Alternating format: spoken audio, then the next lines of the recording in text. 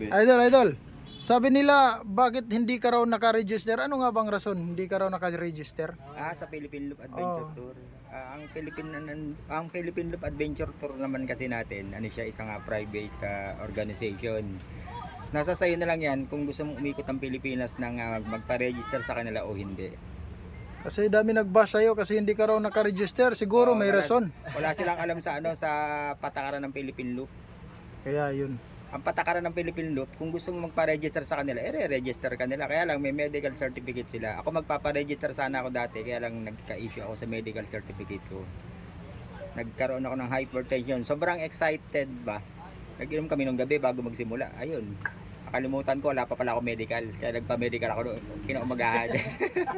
Pero tinuloy mo pa rin. Siya, tutuloy ko pa rin kasi pwede ka naman mag-ikot ang Pilipinas na hindi ka register. Marami tayong umiikot ang Pilipinas na hindi register. Kaya nga no.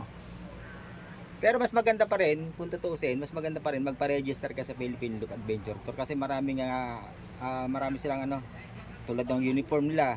May bibigay. Oo, uniform ng Philippine Loop Adventure Tour, bibigay nila sa iyo yan. Tapos yung passport. Yung passport na bibigay sa iyo, yun mga hihintuan mo. Pag guminto ka ng isang checkpoint, doon ka magpapapicture kasama yung passport. Patunay na dumaan ka ng checkpoint na yun. Tapos pag natapos mo yung loop, bibigyan ka na lang ng plaque. Sila rin magbigay. Para prove lang. Prove na natapos mo ang loop. So yun mga kagudyaw ha. Narinig nyo na yung side ni Idol ha. Yan. Wag nyo lang basihin yung posisyon natin. Relax yan relax.